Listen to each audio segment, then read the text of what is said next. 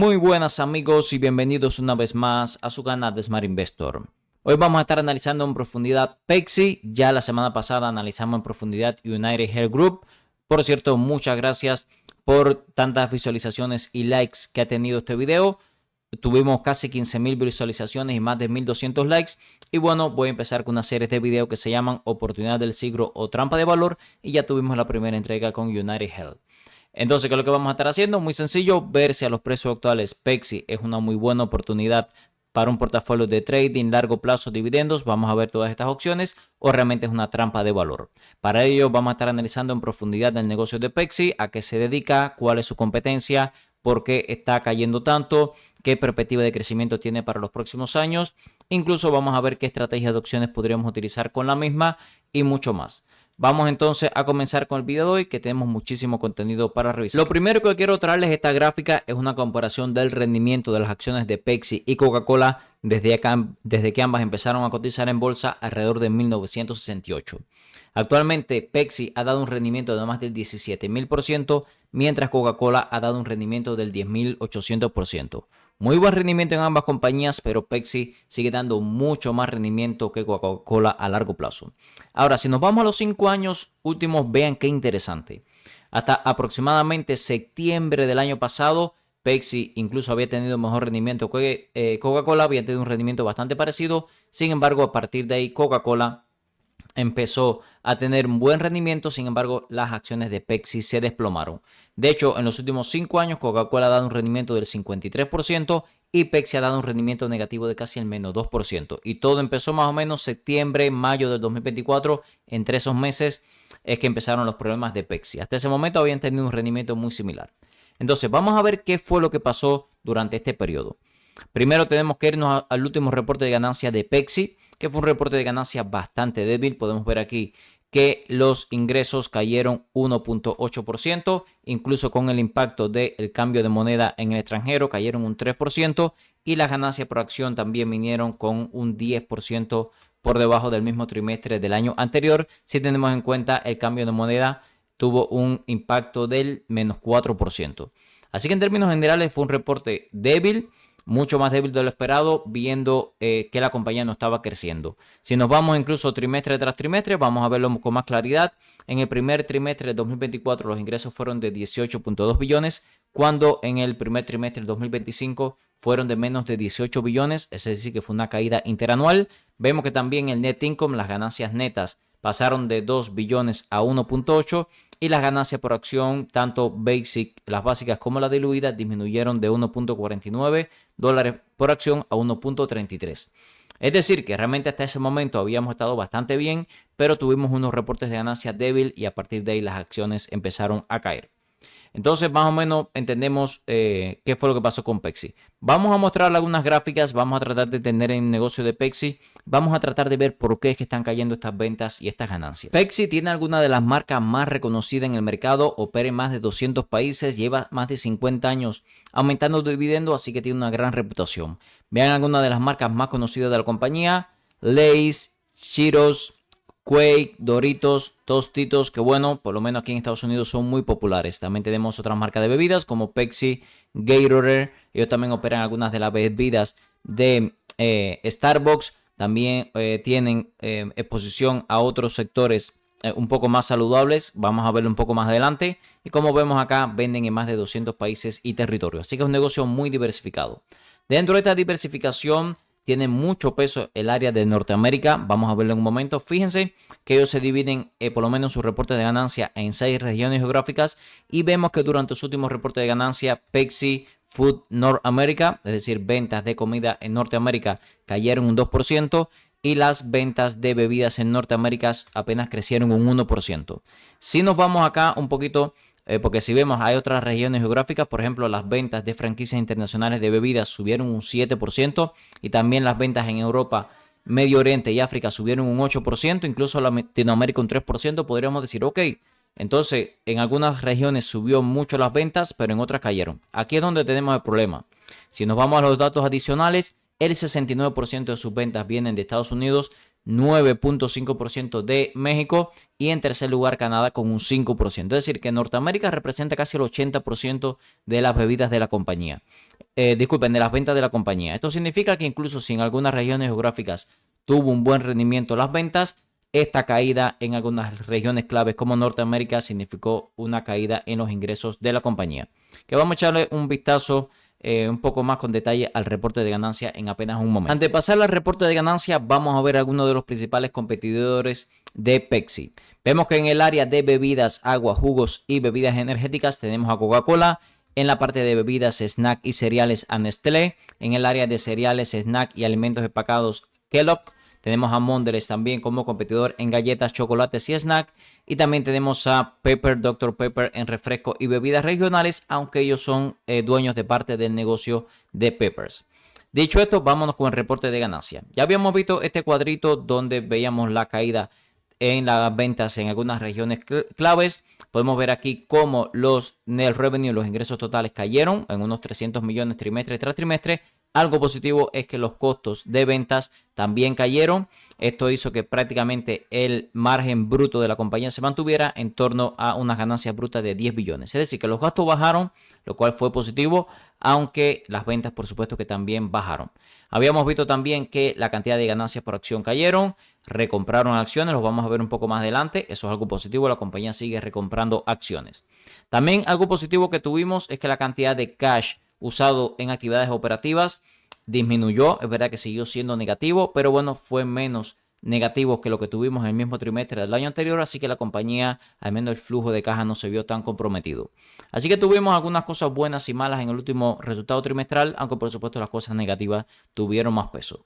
Vamos a ver algunas gráficas que le traigo que nos van a representar muy bien cómo le ha ido el negocio durante los últimos trimestres y vamos a intentar entender también por qué hemos tenido estas caídas tan pronunciadas. Vamos a hablar ahora de la cantidad de flujo de caja de la compañía. Pepsi es muy conocida por sus dividendos. Vamos a hablar un poco más adelante dentro de nuestra herramienta de inversión. Vamos a verlo con más detalle, pero fíjense que la cantidad de dividendos que están pagando es prácticamente igual al flujo de caja de la compañía.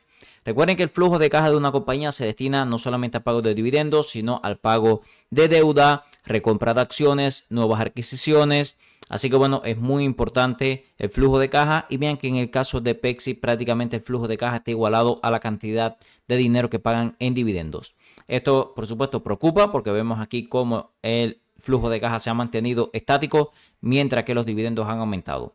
Ahora, si lo vemos con un poquito más de detalle, recuerden que la cantidad de flujo de caja o de gastos, el CAPEX, se divide en dos tipos de CAPEX. El CAPEX de mantenimiento, como dice su nombre, este es el dinero que se destina a mantener el negocio, es muy difícil recortarlo. Y también el CAPEX de crecimiento, que como dice su nombre, se destina al crecimiento del negocio. Como podemos ver, la cantidad de gastos en mantenimiento sí ha aumentado, pero en los últimos 3 años la cantidad de CAPEX en crecimiento ha disminuido. Esto significa que la compañía ha tenido que gastar más en mantener el negocio y menos en crecer, lo cual no es muy positivo. Si nos vamos un poco más con detalles, algo positivo es que la compañía tiene suficiente flujo de caja para mantener el dividendo si quitamos el CAPEX de crecimiento que podría hacer la compañía, disminuir un poco el CAPEX de crecimiento un poco más para poder seguir pagando los dividendos, lo cual nos dice que todavía no parece que hay un riesgo razonable de que vaya a cortar los dividendos. Hay que tener en cuenta también que Pepsi es una dividend king, más de 50 años aumentando el dividendo, y ellos saben que recortarlo significaría un golpe catastrófico para la compañía. Vamos a ver ahora algunas cosas interesantes. Una de las retóricas también que han afectado las acciones de Pepsi es que se dice que sus productos no son saludables. Y bueno, ahora con el tema de todos estos medicamentos para bajar de peso, hay cierta preocupación de que las personas no estén consumiendo mucho los productos de Pepsi. Yo diría que hay varias cosas aquí que analizar. En primer lugar, recientemente hicieron una inversión de casi $2 billones para comprar Poppi, que es una marca que posee el 19% del mercado de refrescos prebióticos, son refrescos saludables.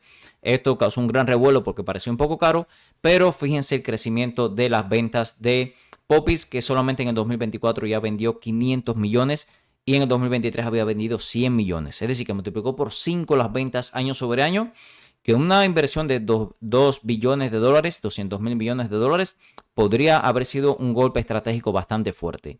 Además, fíjense por acá que la cantidad de personas con obesidad En el mundo se espera que aumente mucho en los próximos años. Entre el 2010 y el 2025 la cantidad de personas con obesidad aumentó un 5% desde 11.4 a 16.3 y se espera que en el 2030 siga aumentando hasta 17.5 y las personas con obesidad clase 2 y clase 3, que es obesidad muy avanzada, también se espera que aumente.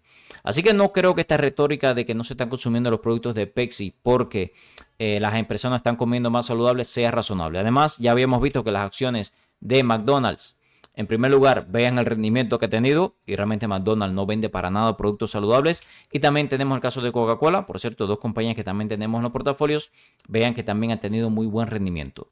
Así que no creo que sea una retórica válida. Ahora, ¿qué sí estamos viendo en la acción? Vean qué interesante. Este es el crecimiento de los precios de los productos de Pepsi comparado con la inflación en Estados Unidos y también con el crecimiento del volumen de ventas de Pepsi.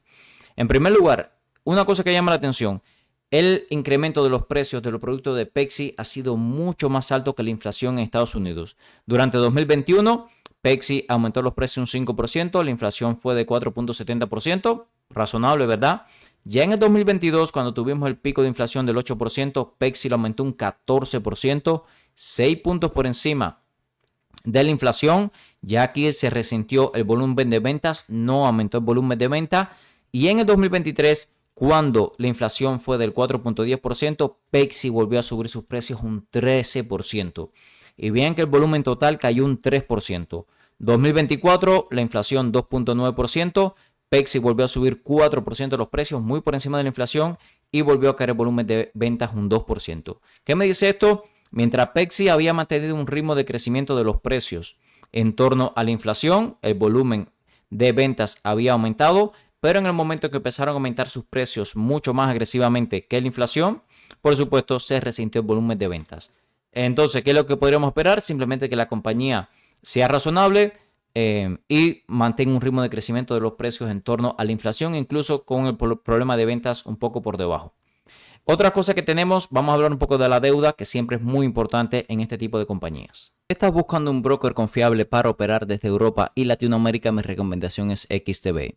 XTB está regulado en más de 11 países, te permite operar libre de comisiones por hasta $100,000 al mes, permite comprar acciones ETF, además de crear planes de inversión personalizados. Esta última funcionalidad me gusta especialmente ya que permite invertir en los principales índices del mundo con bajo riesgo y para obtener una alta rentabilidad. También te asignarán un agente para que te ayude a alcanzar tus objetivos financieros. Usa el link en la descripción de este video para obtener hasta $200 como beneficio de bienvenida, dependiendo del monto de tu primer depósito. Ahora el dinero trabaja por Zlatan. Y no es Zlatan. La deuda también ha sido una preocupación en el caso de Pepsi, porque por supuesto es una compañía que paga dividendos, así que ya tiene que dedicar una parte importante del flujo de caja a pagar dividendos, y de ese flujo de caja también tiene que salir el tema de la deuda. Una cosa positiva es que si vemos acá los ratios de endeudamiento que tiene Pepsi están en torno a lo que están ahora mismo los ratios actuales de la Fed, 4.6, 4.5, 4.7, incluso están un poco por debajo, y si vemos bajada de interés en los próximos meses, incluso va a poder refinanciar esta deuda un poco mejor. Así que bueno, no se espera un impacto muy fuerte de refinanciación de deuda, porque como pueden ver, realmente refinanciaría la deuda a valores más baratos, incluso a los valores actuales que están ofreciendo. Así que por lo menos en la parte de la deuda y el refinanciamiento no hay muchos problemas. Otra cosa interesante, y es que las tasas altas de interés están afectando mucho el negocio, porque pongámonos a pensar, ahora mismo vámonos de hecho a los bonos del tesoro a 30 años, vamos a echarle un vistazo, US 30 Years Bonds. Vean que ahora mismo está dando un 5% los bonos del tesoro a 30 años. Y si nos vamos al dividendo de Pepsi, está dando un dividendo del 4.19%. Si nos ponemos a pensar y usted es un inversor que tiene, no sé, $10 millones, ¿por qué va a estar invirtiendo en Pepsi para obtener un 4.19% de dividendos con la acción muy bajita si los bonos a 30 años le están dando más de 5% de rendimiento con mucho menos riesgo? Y vean qué interesante. Esto es una gráfica que nos dice la relación de rendimiento de los bonos con la acción de Pepsi. Vean qué interesante. Cada vez aquí el rendimiento de los bonos está invertido para que se vea un poco más la relación. Cada vez que los bonos suben, vean todas estas zonas que tuvimos por aquí. Cuando el rendimiento de los bonos suben, vea lo que pasa con las acciones de Pepsi. Y luego el rendimiento baja un poco, las acciones se recuperan, vuelve a subir el rendimiento de los bonos y la acción vuelven a caer. ¿Qué es lo que pasa? Actualmente esta tasa de más del 5% no es normal. Podemos ver que estamos a niveles históricos desde el 2007 no veíamos un rendimiento del bono tan alto. Solamente este pico que tuvimos en el 2023 superó las cotas actuales. Y bueno, con las esperadas bajadas de tasa de interés de la Fed en los próximos meses, lo normal es que el rendimiento de los bonos bajen un poco. Y por supuesto, si bajan los bonos, en primer lugar, el costo de refinanciamiento de deuda es menor y en segundo lugar, el dividendo de Pexi se vuelve más atractivo. Así que creo que esto es un punto muy válido que puede hacer que las acciones tomen un segundo aire durante por lo menos el próximo año o 2 años. Todavía no sabemos cuándo va a ser la primera bajada de tasas de este año, pero debe ser en septiembre y después en diciembre se espera otra bajada. Dicho todo esto, vamos a pasar ahora a nuestra herramienta de inversión de Smart Investor Tool para echarle un vistazo a los números fundamentales y las valuaciones actuales de Pexi. Podemos ver que la acción está por debajo de su fair value o valor intrínseco. Tenemos el fair value en $176, la acción en 129. Los ratios históricos son muy baratos. Por ejemplo, el ratio precio-ganancias está por debajo de 19. Históricamente había cotizado en casi 27. Ratio precio-venta por debajo de 2 cuando sus promedios históricos son de casi 3. Y el ratio precio-flujo de caja en 14 cuando sus promedios históricos por encima de 19. Así que la acción yo diría que está cotizando alrededor de un 25-30% por debajo de sus promedios históricos. No tiene problema en deudas, pero vean que el flujo de caja no ha crecido en los últimos 10 años. Eso sí, los ingresos y las ganancias sí han crecido. Además, el retorno sobre capital invertido sigue siendo superior a 13%, lo cual es excelente. Vean qué interesante que también los analistas esperan que las acciones de Pexi de aquí a un año estén un 25% por encima de los precios actuales. Y vemos que a largo plazo el consenso mayor de los analistas de Wall Street es de mantener, aunque tenemos una tendencia a comprar y vender, aunque como pueden ver a largo plazo no son tan positivos como podríamos esperar. Podemos ver también que está dando un dividendo del 4.19%, duplicó su dividendo en los últimos 10 años, vean qué hermosa la gráfica de dividendos, creciente todos los años. Un problema que tenemos es que el payout ratio, el porcentaje de las ganancias que se destina a pagar dividendos, está en casi el 80%, que es bastante alto. Algo positivo es que se espera que este 2025 aumente un 33% el flujo de caja y también el net income aumente un 13%, lo cual debe hacer que ese payout ratio baje bastante. Una forma sencilla de calcular el payout ratio, ¿dónde estaría el próximo año? Es muy sencillo. Vemos acá que durante el último reporte pagaron unos 7.3 billones en dividendos y podemos ver por acá que la compañía, así que vamos a copiar este número y luego vamos a ver cuál sería el payout ratio para el próximo año si Pexi termina generando ese net income. 7.3 billones, dividimos ese número simplemente entre la cantidad de net income que se espera que genere en este 2025 y eso nos daría un payout ratio del 67%. Ahora que está en casi 80 a 67%, creo que es una mejora considerable. Además, se espera que el net income siga aumentando a un ritmo de más del 8%, así que el ritmo de crecimiento del dividendo podría mantenerlo. Tal vez no duplicarlo cada 10 años, pero bueno, 80-90% de crecimiento creo que sería bastante razonable. Entonces, como pueden ver, realmente para dividendos creo que es una compañía excelente. Y bueno, por eso la tenemos en ese portafolio de dividendos. Vamos a hablar un poco más adelante de cómo está Pexi en nuestros portafolios.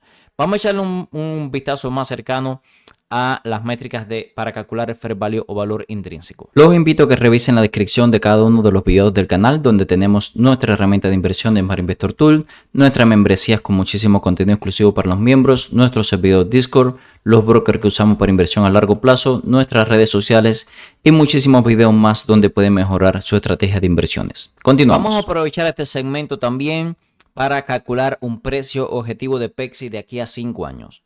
Vamos a empezar con el modelo de los earnings per share de crecimiento futuro. Este es el modelo de Benjamin Graham. Como vemos, estamos tomando un crecimiento de apenas el 6% en los próximos 10 años y aún así estamos teniendo un fair value de $136 por acción. Y fíjense, es un crecimiento del 6% cuando la compañía ha dado un crecimiento promedio en ganancias por acción. Vámonos al income statement de, fíjense por aquí, de más del 12% de crecimiento promedio anual de las ganancias por acción y nosotros estamos tomando un crecimiento a largo plazo de apenas el 6% y aún así estamos teniendo un fair value por encima del precio de las acciones. En el modelo del discount cash flow estamos teniendo una tasa, un WACC, un required return del 6%, lo cual me parece bastante razonable, y no estamos teniendo incluso en cuenta el programa de recompra de acciones, que es bien interesante. Y vemos que estamos teniendo un fair value de más de $200 cuando la acción está en 129. Así que bueno, según ambos modelos de evaluación, la compañía está bien interesante. Recuerden que Pexi recompra acciones, así que esto debe hacer que las evaluaciones mejoren mucho a largo plazo. Vamos a hacer ahora un cálculo de dónde estaría el precio de Pexi de aquí a 5 años. Para eso vamos a estar utilizando las estimaciones de crecimiento, específicamente las ganancias por acción. Una forma muy sencilla es utilizando también el PER. Como comentábamos hace un momento, el PER promedio de Pexi está en casi 27. Podríamos utilizar un margen de seguridad. Vamos a suponer que de aquí a 5 años las acciones de Pexi cotizan un PER 25. Es decir, por debajo de su promedio de 5 años. Si nos vamos acá a las estimaciones de crecimiento, se espera que en el 2029 genere casi $10 de ganancia por acción. Nosotros vamos a nuevamente tomar un margen de seguridad. Vamos a asumir que genera $9 de ganancia por acción. Eso nos daría un precio objetivo de $225. Ahora mismo las acciones están en 129. Vámonos a una calculadora de crecimiento para ver cuál sería el rendimiento anualizado. Si están en 129 y estamos teniendo un precio objetivo de $225 de aquí a 5 años, eso nos daría un rendimiento de casi el 12% anual. Si esto le sumamos el 4 y pico por ciento que están dando los dividendos, nos da casi un 16% de rendimiento anual en crecimiento de acciones y rendimiento del dividendo, lo cual es muy por encima de la media del mercado. Hace poco hicimos estos cálculos para las Magnificent 7 y es un rendimiento incluso superior al esperado en las Magnificent 7. Así que bueno, por eso entendemos que es una compañía que la tengo en todos los portafolios y de hecho eso es lo siguiente que vamos a ver. Vamos a ver la posición que tengo en cada uno de los portafolios. Empezamos con el portafolio de trading. Vemos que Pexi es la principal posición en este portafolio con un 19%. Tengo un paquete de 100 acciones que adquiría un precio de $155. Estuve haciendo el roll a un naked put que tenía en este portafolio. Así que en términos generales mi precio promedio está en torno a $139, $138 si tenemos en cuenta, disculpen, $148, $149 si tenemos en cuenta los dividendos que he recibido. Estoy muy contento realmente con ese precio, por debajo de $150 me parece un precio promedio excelente. Y bueno, ya si no tengo más planes de aumentar posiciones porque ya tengo un 19%, simplemente toca esperar. Ahora, en el portafolio de largo plazo tenemos un 4.9%. Creo que podemos tener margen de aumentarlo hasta un 5.5% si vemos más caídas en las acciones. Y por último, en el portafolio de dividendos tenemos 3.9%, es la principal posición, aunque perfectamente la podríamos llevar a un 5 o 6%. Aquí sí tenemos mucho más margen de aumentarlo. ¿Ok? Vámonos a la gráfica ahora de Pexi para ver cuáles serían las próximas zonas de compra.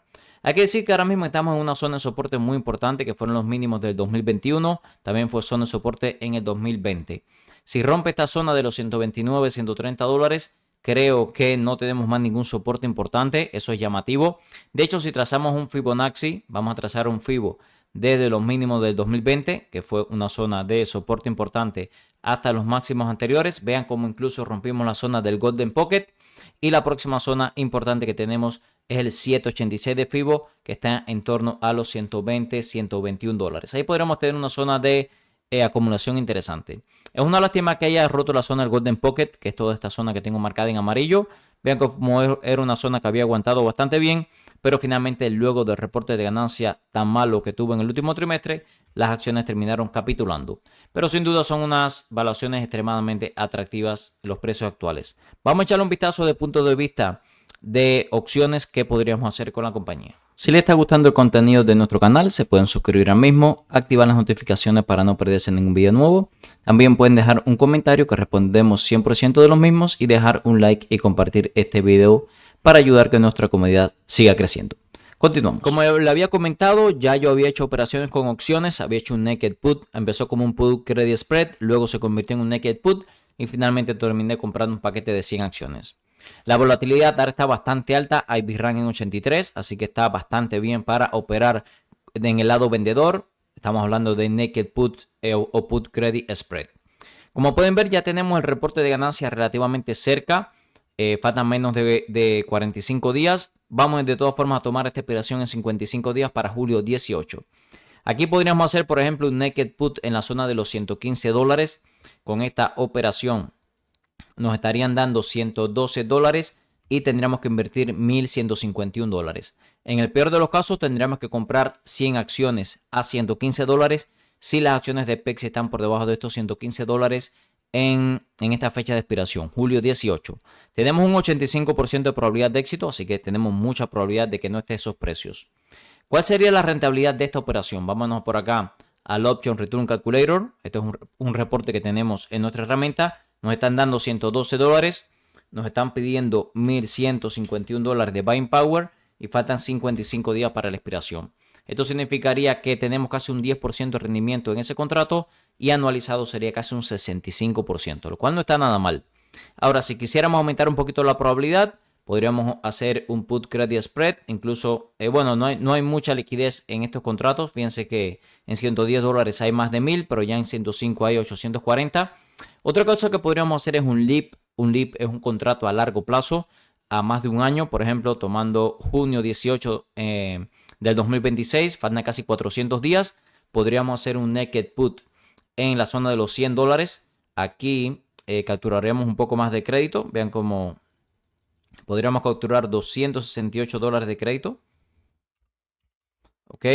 Nos están pidiendo $1,163 de buying power. Vamos a ver cuál sería el retorno sobre capital invertido. $268. Y bueno, en ese caso tendría que romper la zona de los $100, que creo que tenemos un margen de seguridad bastante grande. Habíamos visto, nos están pidiendo más o menos lo mismo, 1,151 y sería a 390 días. El retorno sobre ese contrato sería de más del 23% y anualizado más del 20%. Y ahí tendríamos un margen de seguridad bastante mayor. Así que bueno, realmente está interesante ese contrato. Nuevamente un LEAP de largo plazo. Cosas negativas que no tiene mucha liquidez, como vemos aquí, solamente 79 de Open Interest. Así que bueno, ahí sí nos las estaríamos jugando un poco más a que no va a tocar el strike price, porque va a ser un poco más difícil, un ejemplo, rolear la posición. Pero en términos generales, no creo que sea mala idea también hacer contratos a largo plazo en PEXI, porque es una compañía que creo que tiene muchísimo potencial a largo plazo. Como vimos en el video, y amigos, las acciones de PEXI están muy interesantes. En primer lugar, están por debajo de su fair value o valor intrínseco. El fair value en $176, las acciones por debajo de 130. También pudimos ver que están las valuaciones históricas por lo menos un 25 o 30% por debajo de sus promedios históricos. Esto significa que está históricamente barata. También pudimos ver que los dividendos que está dando son excelentes, 4.2% prácticamente, y es una compañía que aumenta mucho el dividendo. También se espera buen crecimiento a largo plazo, aunque este año ha sido un año bastante estancado. Podemos ver también que la compañía está teniendo problemas porque ha aumentado los precios mucho más rápido que la inflación. Esto ha hecho que el volumen del negocio disminuya, así que podremos esperar que ya no aumenten los precios tan agresivamente y esto ayude al negocio. También pudimos ver que ya es una parte importante de todos los portafolios, largo plazo, trading y dividendos, así que bueno, es una compañía que personalmente me gusta bastante. Recuerde que todo este contenido es con fines educativos, ya que yo no soy un asesor financiero. Si le gustó el contenido de nuestro canal, se puede suscribir ahora mismo, activar las notificaciones para no perderse ningún video nuevo. Nos puede dejar un comentario, respondo 100% de los mismos y también nos pueden dejar un like que nos ayuda a seguir creciendo. En la descripción de cada uno de los videos del canal siempre les dejo en el primer enlace nuestra herramienta de inversión de Smart Investor Tool que estamos utilizando hoy para análisis fundamental, y en el segundo enlace nuestra membresía Futuros Millonarios, donde comparto los compra y venta para los portafolios, grupos exclusivos en Discord, más de 50 clases de los cursos de análisis técnico fundamental de opciones financieras y mucho más contenido para los miembros. Muchas gracias y nos vemos en el próximo video.